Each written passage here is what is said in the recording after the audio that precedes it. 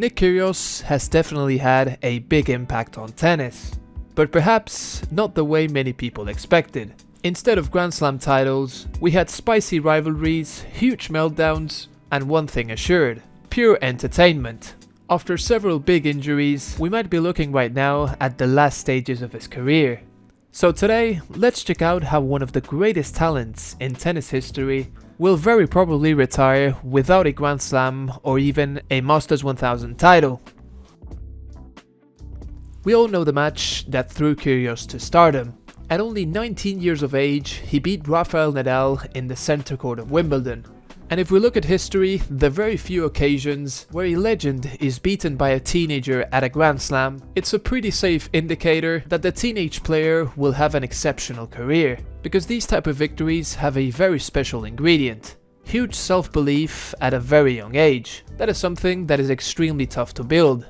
But some players just have it naturally, and in this case, the way Kyrgios beat Nadal was incredibly impressive. And in his first instances in the tour, judging by his interviews, you could see a purposeful young man. I want to become #1 tennis player in the world. That's my main goal, and there's still a long way to go. And I think you just gotta knuckle down every day, because you can't think about tomorrow or yesterday. You just got to get it done today, I think. When you're referred to as one of the future stars of the sport, or a young star, an up-and-coming star, is that something that give you motivation, pressure? How do you process all that? Yeah, there's definitely a bit of pressure there and a lot of expectation, but at the same time, it's obviously good to hear that coming from some top players as well. It's also motivation to keep working hard, and hopefully, one day you can achieve a lot in the sport. But Notice his energy and demeanor look very different from nowadays. He looks hungry and focused on improving as a player. Today, it's so much more focused on the show part of tennis and everything that surrounds controversy. Back then, it wasn't about the show. It was about the game. And on the court, even with a very fiery character, he competed and fought hard in his matches. The emotion was there, but so was the effort. But somewhere along the way, more or less his second and third year in the tour, the balance started to shift. And it shifted towards anger, controversy, and being extremely fragile on the court. When things go well, he was one of the best. But absolutely anything could throw him off. A bad call, a spectator, a lucky shot by the opponent, almost anything could put him off. In less than 2 years, the conversation changed from how good can Kyrgios be to what is wrong with Kyrgios. But a very clear pattern is what gave people hope that at some point, when pieces fall in place, Kyrgios will reach the top. And that pattern is that when he faced the best, his best version would come out. The bigger the name in front of him, the better he played. He became the only player ever to win his first match against each member of the Big Three, at only 21 years of age, which only made the question louder. If he can play like this, why doesn't he do it every week? That's what was frustrating from the outside. The problem was never the talent, it was never the belief, it was the discipline and the mental control. And the more time passed by, the more the what if grew. Rafa, when Nick was in here, he said the thing that he respects most about you is how hard you try all the time on every single point. And he has not been able to do that in his career so far.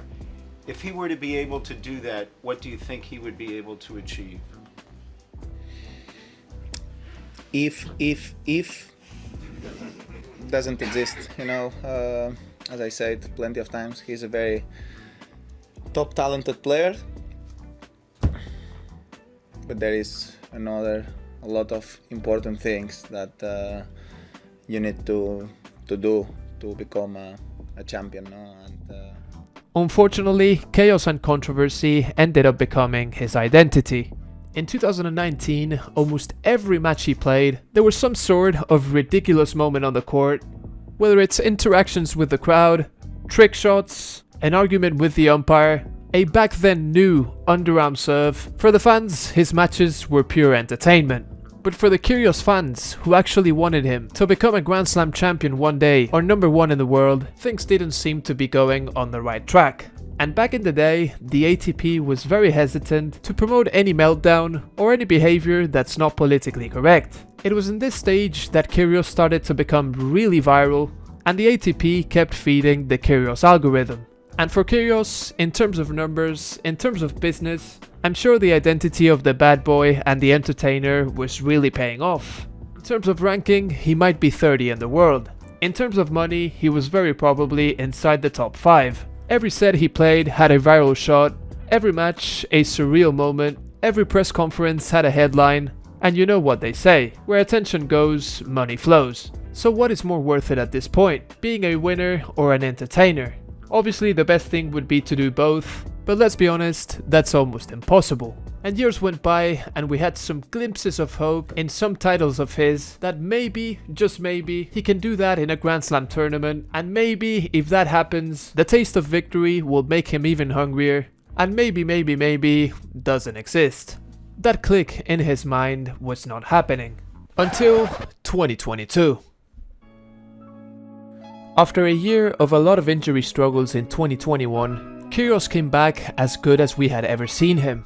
Everything started at home at the Australian Open, but this time not in singles, in doubles. Alongside his longtime friend Kokkinakis, a run full of energy, passion, and crazy atmospheres in every match, they produced together an incredibly unexpected run to the doubles championship.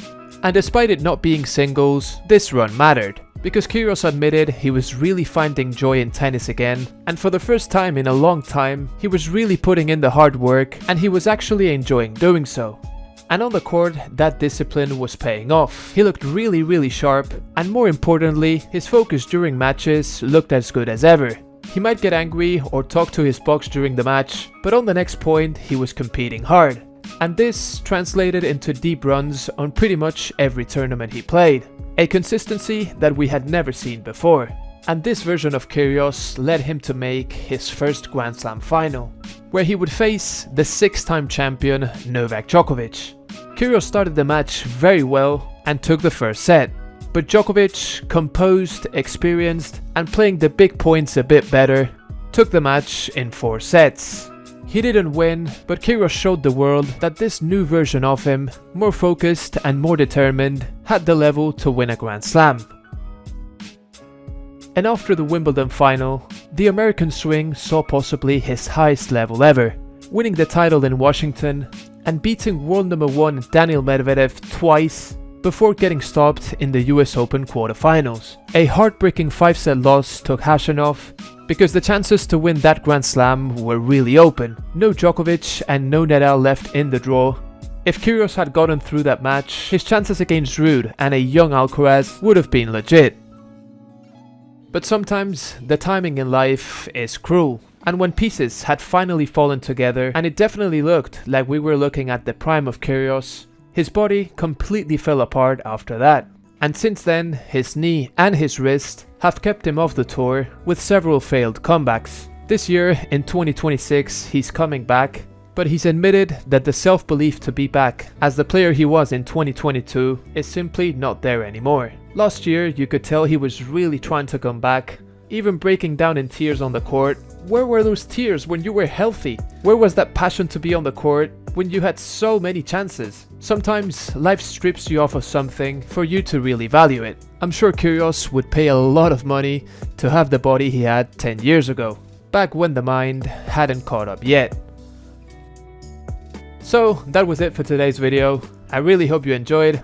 If you did and would like to enjoy more original tennis content of this style, hit the subscribe button, and that way you will know when I upload future videos like this one. All of this said, I hope you have a wonderful day and that I can see you in my next video. Peace!